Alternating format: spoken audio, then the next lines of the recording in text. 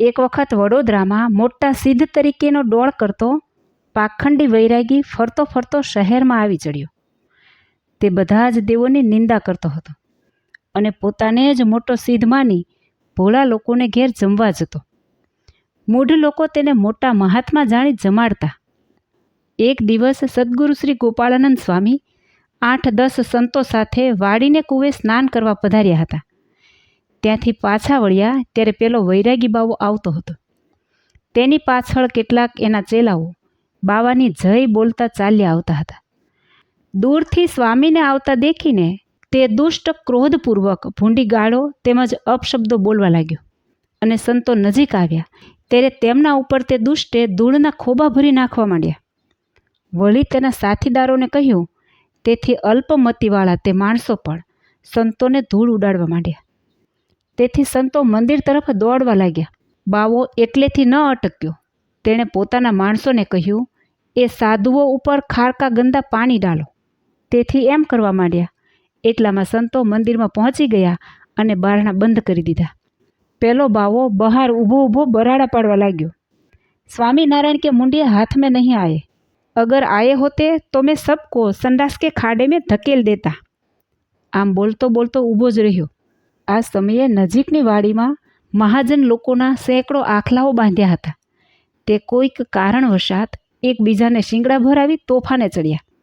તે તોફાન કરતાં કરતાં જ્યાં પેલો બાવો અને તેના સાથીદારો ઊભા હતા ત્યાં જ આવી ચડ્યા. આખલાની હડફેટમાં આવવાથી કેટલાયના હાથ, પગ, પાસળી ઇત્યાદિ ભાંગી પડ્યા અને દુઃખથી ખૂબ આક્રંદ કરવા લાગ્યા. કેટલાક તો ઊંધા ગબડી પડવાથી તેમના માથા ફૂટી ગયા. આમ કેટલાયનો કચર ઘાણ વળી ગયો. પેલો જબરો બાવો તો જીવ લઈને નાઠો. તે હવેલીના ઊંચા ઓટલા ઉપર ચડી ગયો, પણ ભોગના જોગે તે સ્થળે 3-4 મોટા ડાઘ્યા કૂતરા બેઠા હતા. તે કાળો મેષ અને વિશાળ કાયાવાળા તે બાવાને જોઈને તેની સામે ભસતા ભસતા આગળ ઘસ્યા. બાવો ગભરાઈને પાછે પગે ખસતો ગયો, પણ ઓટલો પૂરો થયો તેની પણ ખબર ન રહી. તેથી જેમ મોટા પર્વત ઉપરથી મોટો પથ્થર પડે તેમ તે બાવો હવેલીના ખારકૂવાની પાટ ઉપર પડ્યો અને ઘણા વર્ષોથી પલળવાને કારણે કોહવાઈ ગયેલી પાટ ભાંગી અને ઊંધે માથે તે ખૂબ ગંધાતા ખારકૂવામાં ખૂંચી ગયો. માણસોને ખબર તો પડી, પણ કોણ કાઢે? તે સ્થળ તો એવું ગંધાતું હતું કે કોઈથી ઊભા પણ ન રહી શકાય. તે સ્થળે મોટો હોંકારો મચી ગયો જે બાવો ખારકૂવામાં પડ્યો.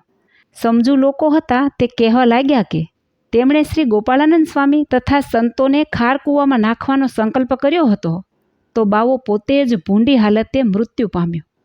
તકલીફ મોટી એ થઈ પડી કે તેને કાઢે કોણ? છેવટે 3જે દિવસે તેનું મળદું પાણી ઉપર બહાર આવ્યું. ખૂબ કોહવાઈને ફૂલી ગયેલા તે શરીર પાસે કોઈ જવા પણ તૈયાર થતું ન હતું. પછી તેને સ્વપચ લોકોએ કૂવામાંથી બહાર કાઢ્યો. મોટા પુરુષના અપરાધથી તે તો ખરેખર જીવતા જ નરકમાં પડ્યો.